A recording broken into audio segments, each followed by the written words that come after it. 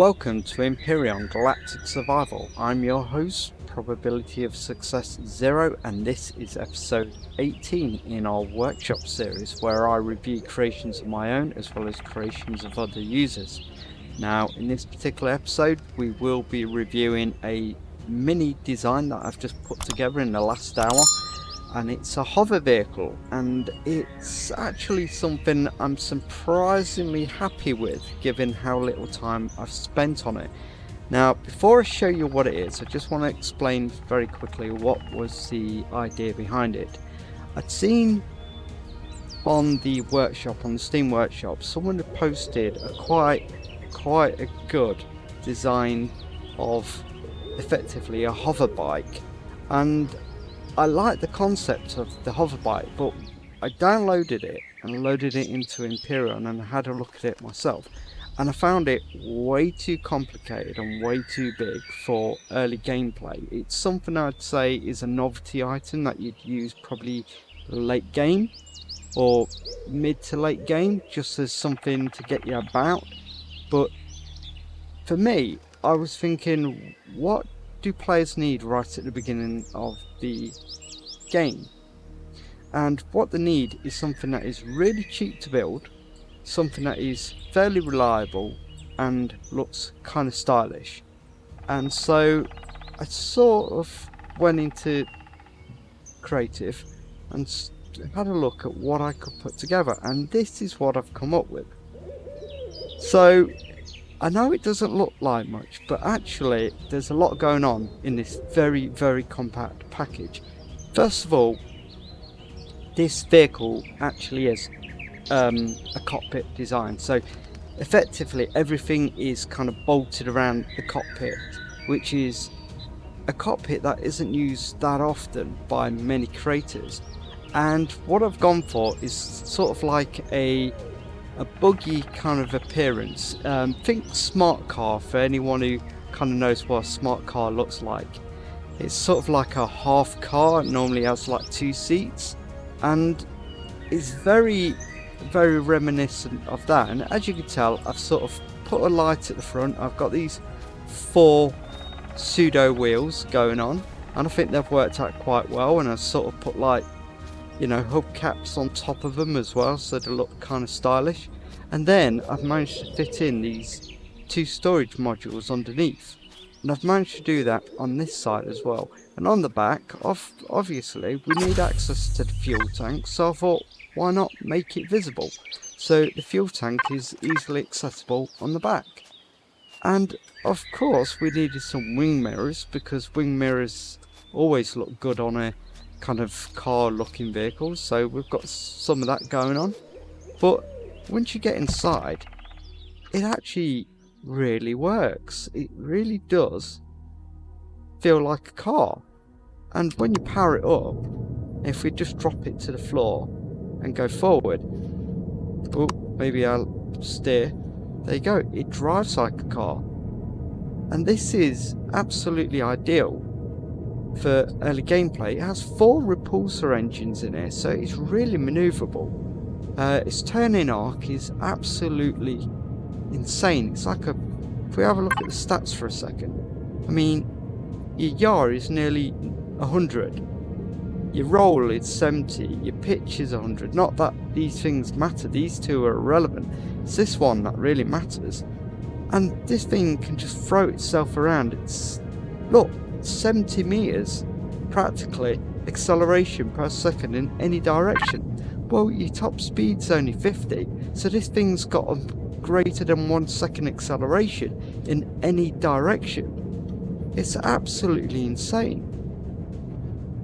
And what's really good is I've already tested it with fully loaded cargo, and the thing still runs just as fast. It's just absolutely nuts. So, I mean, you've got 4 very large containers there. So you got, well, I say 4, it's actually 2 large containers and 2 small containers. But you've got 750 storage capacity across 4 containers, which is more than sufficient for early gameplay. And the fact you've got a cockpit as well, that protects you from the elements. So if you get into a situation and like it's raining fire or you got a radiation fog, you just jump in the cockpit and you're perfectly fine.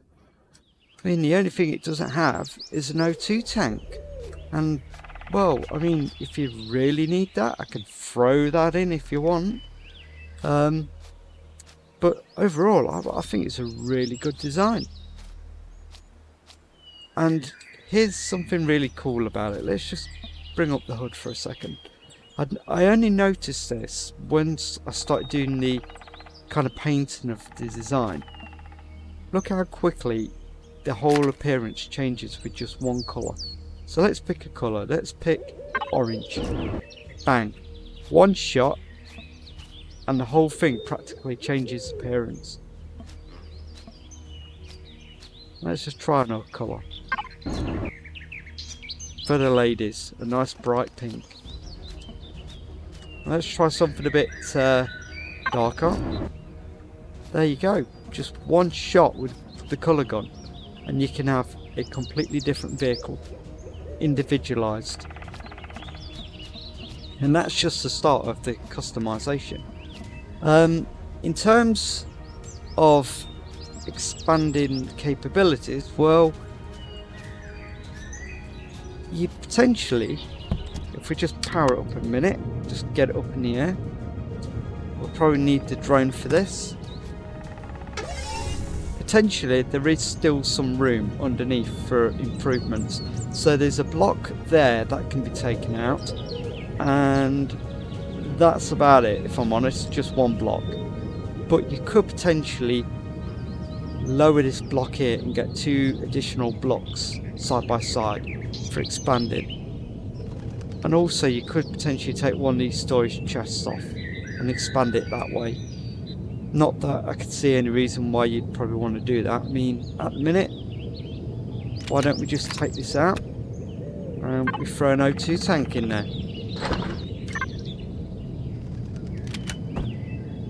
There you go. This is now O2 friendly. And just see how quickly, you know, it just changed.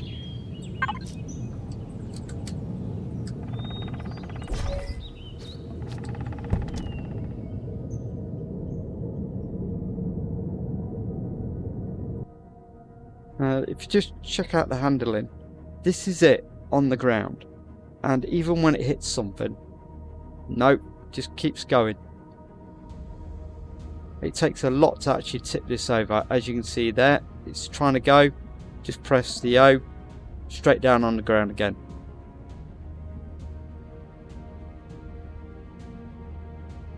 Just like a real ground vehicle.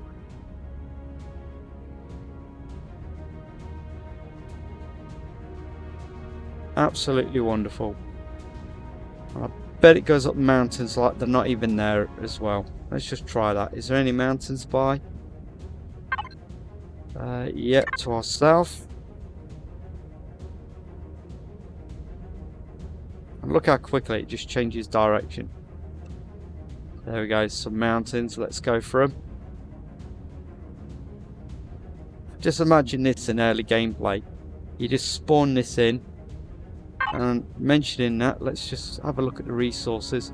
51 substrate, 16 iron, 16 copper, 34 copper, 33 silicon, 4 minutes 19 seconds construction time. I mean, everything is level 1. Everything is literally starting game accessible.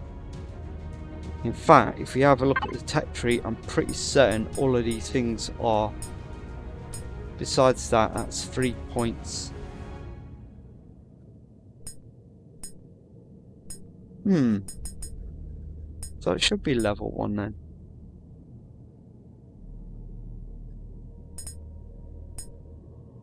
Yeah, it's start game access. The only thing you'd have to spend points on is the spotlight and the cargo containers, and that's it. That's 4 points between the two of them. And you've got yourself a starting vehicle. That will keep you safe from the hazard. Ooh, O2 tank. Just check that out. O2 tank 0 as well. There you go. So yeah, this is just going to go straight over the mountain like it's not even there. And look how fast it moves. Yeah. Oh yeah, yeah, it's going. It wants to fly.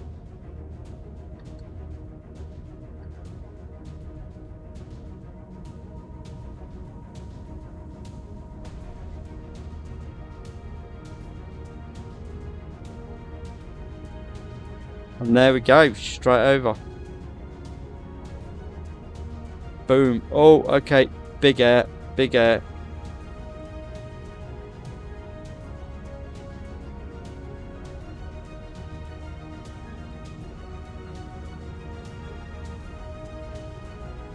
Oh, there we go. I think we've just... Oh, no. No, it's still going. Just got caught on something then. And straight to the top of the mountain. Yep, so just practically going to be nothing that's going to hold this thing back. You want to go to the top of the mountain? Not a problem. And there we go.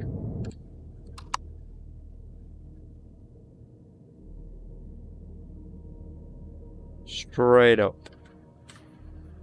Just looking for that summit. It's about here. There you go. So that's the Beetle. Yes, my naming convention is following insets at the minute. This is just called the Beetle because it kind of reminds me of the Volkswagen Beetle, that kind of compact vehicle, like smart car as well. I think it's a really good little compact design. Clearly, I'm going to leave the O2 tank in there, to be honest. I think that's actually a quite sensible add for the design, just to make it all well compatible. Yeah, I mean, fantastic. I mean, the running time on it as well. So if we just bring up the hood, I mean, it's over 10 hours. 10 hours on one tank, guys. 10 hours. For crying out loud. If one bit of biofuel and you're zipping around on the planet for over 10 hours, I think you can live with that. And the fact you can just recolor it to your heart's content, like just, there you go, just boom, one shot, there you go, different vehicle. You could have a fleet of these with you and your friends if you're doing multiplayer, and each one of you could have a different colour. Actually, I like that colour. That's quite good. Blood red. Yeah. I mean, look at it. It's just brilliant. So I thought I'd just show that off. Sometimes really simple designs are the best, especially when you're going for something practical. Sometimes trying to get that perfect blend of practicality as well as appearance is a bit difficult, but in this case I think the simplistic design as well as the function, the form and function, kind of works very well together. And yeah, I'd like to know what you guys think. Is it something you guys would probably use in the early game? I mean, given how cheap it is, or do you just prefer to go out and ride your motorcycles? So I'm going to call this episode an end at that point. If you guys are interested, as always, in getting a copy of this, drop me a comment and I'll see if I can put it on the Steam Workshop for you guys. So for now, in a bit.